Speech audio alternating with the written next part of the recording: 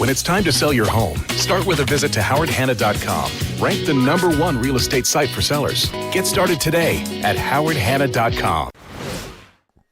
And welcome back to West Seneca West Field here, where we have the Section 6 playoffs going on. And right next to me here, I've got Ed Greenway.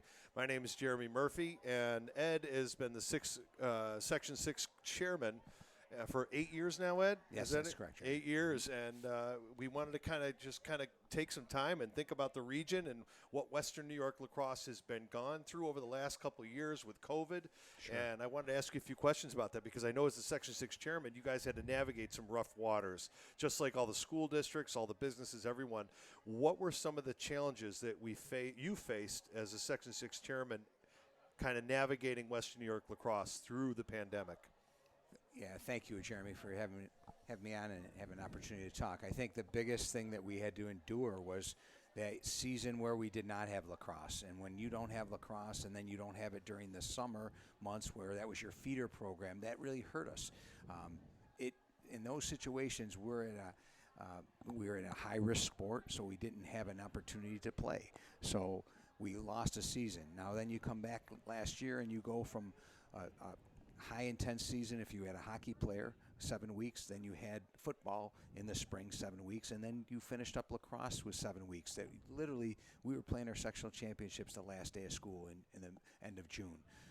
That has really hurt us with our numbers. There were teams last year that, JV teams that would have injuries. They wouldn't have enough kids to play. Then we had modified teams. Our modified team had 12 kids. Williamsville North had 12 kids. It was just a situation where kids were either tired or they were beat up or worn down just from playing.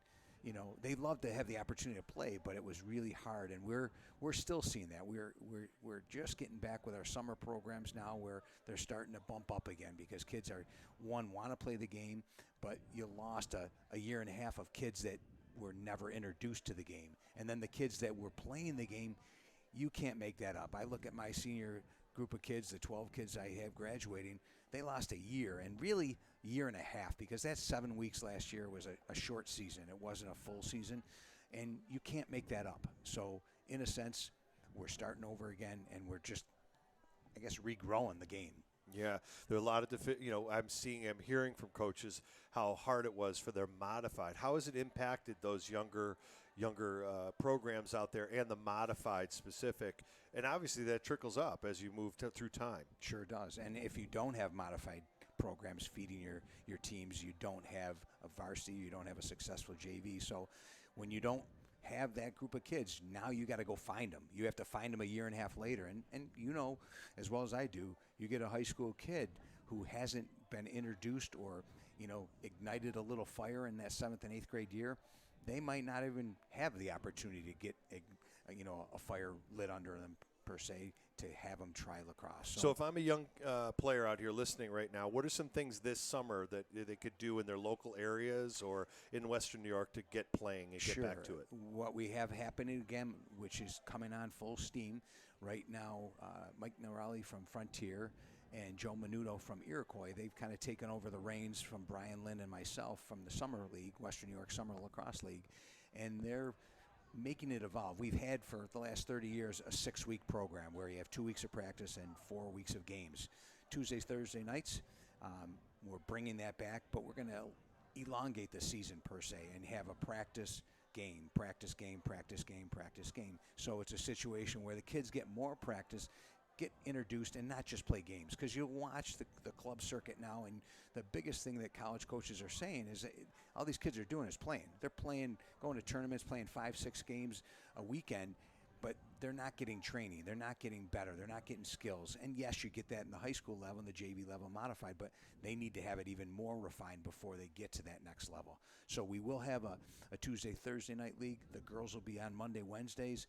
Wednesday nights are our JV league for those kids that are there. The higher level kids have already made their commitments to Performax, Sunnyside or Sunny Buffalo, BLA, all those teams that have travel team tryouts earlier, because they're getting ready to go on the travel circuit, as you know from many experiences with Connor.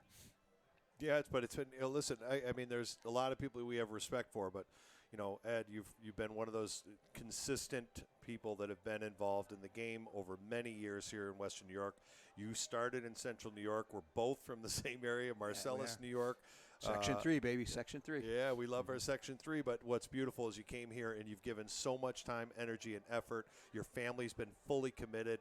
All of your children went and played in college at the next level. It's been a lot of fun, and I just wanted to give you a chance to shout out to Heather. Your daughter just finished out. And what was that like? Now, you had the empty nest, and now your last child just finished college. Jeremy, when you think about it and you go and you take those journeys, with Colin, they've happened to both be at Mercyhurst.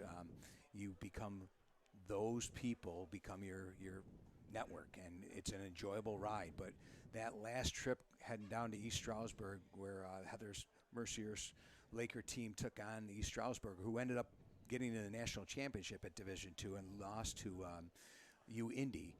That last trip, seeing her go off the field, and now, what's next? Like, you've traveled for the last 8 years to go watch them play all over the country.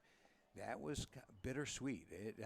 I'd lie to you if I can I see didn't the say emotion how in your emotional face. it was, Yeah, because right. you don't come next fall or next spring. I'm not traveling to Erie, or I'm not going another place to watch her play. And you're going to Bonnie's with me. I will. That's true. And we'll Let's go see watch Con. the I do Kenny need to Murphy experience show. it. I do need to You experience do need that. to experience it. Well, Well, you are quite the gentleman, and we appreciate you coming up here and spending time with us during this event, which you've helped put on and are the chairman of. Ed Greenway, our Section 6 chairman, thank you for being such a stand-up guy. We appreciate you. Thank you, Murph. You Look forward bet. to seeing everybody on Saturday. We host the regionals at Williamsville East High School. Great. Thank you.